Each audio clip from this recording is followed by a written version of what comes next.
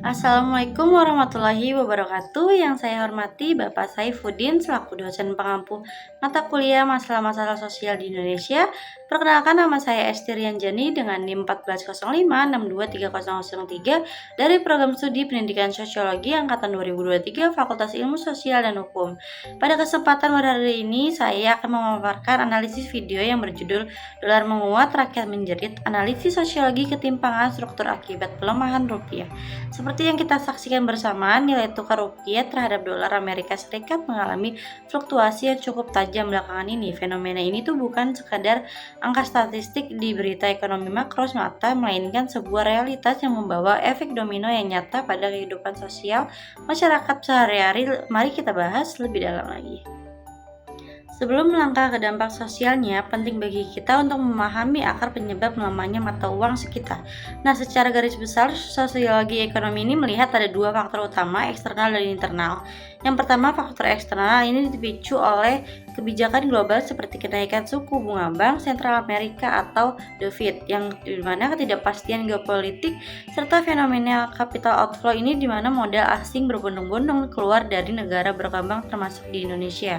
Nah, kedua ada faktor internal, di mana kita masih menghadapi tantangan struktural seperti defisit transaksi yang berjalan, terus tingginya ketergantungan industri domestik terhadap bahan baku impor serta sentimen pasar dalam negeri. Nah, jika kita melihat data kurs terkini, posisi rupiah berada di level yang cukup rentan.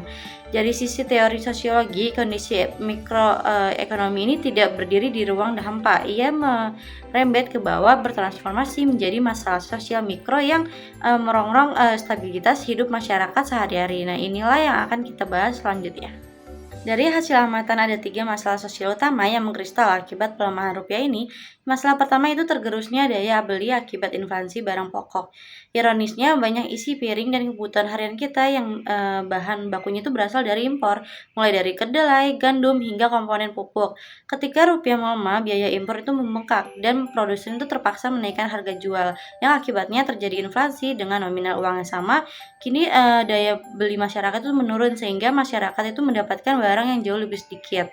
Nah, masalah kedua ini tentang kerentanan di sektor ketenagakerjaan, yang dimana perusahaan yang bergantung pada input impor akan menghadapi lonjakan biaya produksi yang masif. Demi menekankan kerugian dan menjaga berlangsungan bisnis, langkah efisiensi ekstrim itu sering kali diambil, mulai dari pemotongan intensif dan pengurangan jam kerja hingga puncaknya itu pemutusan hubungan kerja atau PHK. Nah, hal ini tuh jelas meningkatkan angka kemiskinan dan pengangguran baru. Nah, masalah ketiga ini melebarnya jurang kesenjangan sosial ekonomi yang berdampak pada pelemahan kurs ini tuh tidak tersebar secara merata. Kelompok masyarakat kelas bawah adalah yang paling menderita karena mayoritas pendapatan mereka tuh habis hanya untuk memenuhi kebutuhan pokok.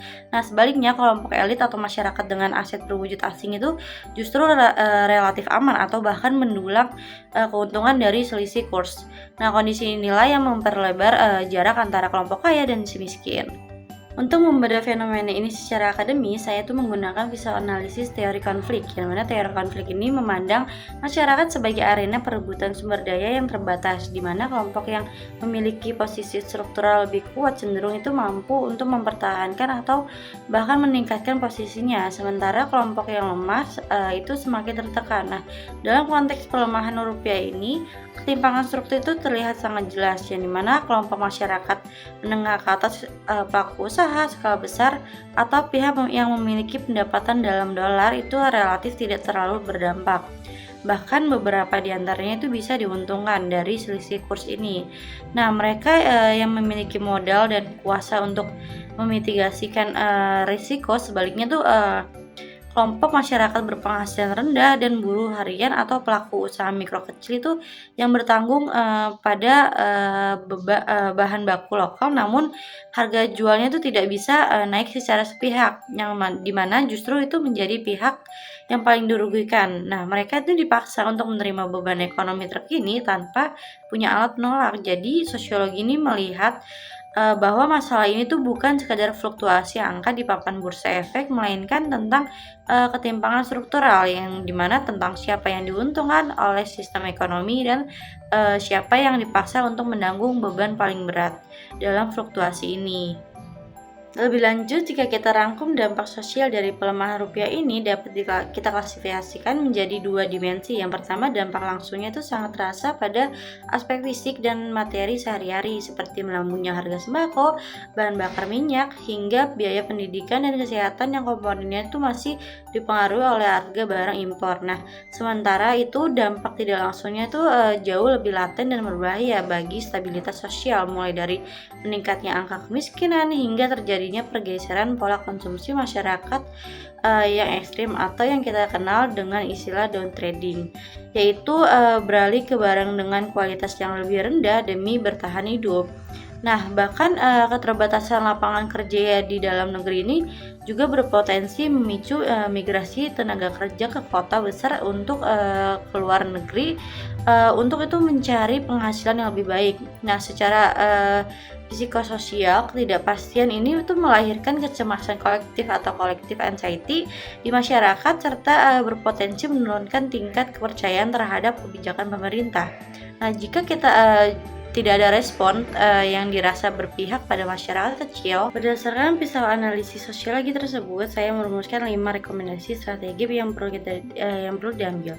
Yang pertama ada subsidi tepat sasaran, yang dimana pemerintah tuh harus memperketat dan pengawasan dan memastikan bantuan sosial maupun subsidi itu benar-benar jatuh ke tangan kelompok rentan agar dampak kenaikan harga itu tidak terlalu membebani mereka. Dan stabilitas harga melalui kebijakan taktis, yang dimana diperlukan koordinasi fiskal dan moneter yang kuat untuk menjaga inflasi kebutuhan pokok tetap terkendali di pasar domestik. Nah, yang ketiga ada penguatan literasi keuangan keluarga, yang dimana ini tuh mendorong edukasi keuangan agar masyarakat tuh lebih siap dalam mengelola keuangan rumah tangga di tengah ketidakpastian ekonomi ini. Nah, yang keempat tuh ada dukungan terhadap produk lokal, yang dimana ini tuh mendorong gerakan substitusi impor dengan mengoptimalkan penggunaan produk dan bahan baku lokal sehingga ketergantungan terhadap dolar itu dapat dikurangi secara bertahap. Nah, yang kelima atau yang terakhir ini ada penguatan jaring pengamanan sosial. Jadi mana program ini tuh program jaring pengamanan sosial ini tuh perlu terus diperkuat dan dievaluasi agar benar-benar dinamis dalam menjangkau kelompok yang paling membutuhkan, terutama yang berdampak PHK ini. Sebagai kesimpulan, melemahnya nilai tukar rupiah itu bukanlah sekedar persoalan ekonomi makro yang bersifat teknis di ruang rapat. Ini adalah masalah sosial nyata yang menguji daya tahan struktur masyarakat kita. Nah, dampaknya itu merasuk ke dapur-dapur masyarakat kecil, mempengaruhi daya beli, lapangan kerja, hingga memperlebar jurang kesenjangan sosial. Nah, oleh karena itu diperlukan penanganan lintas sektor yang responsif dan berpihak pada keadilan sosial. Nah, demikian analisis yang dapat saya sampaikan. Sekian, terima kasih. Sampai jumpa di kesempatan berikutnya. Wassalamualaikum warahmatullahi wabarakatuh.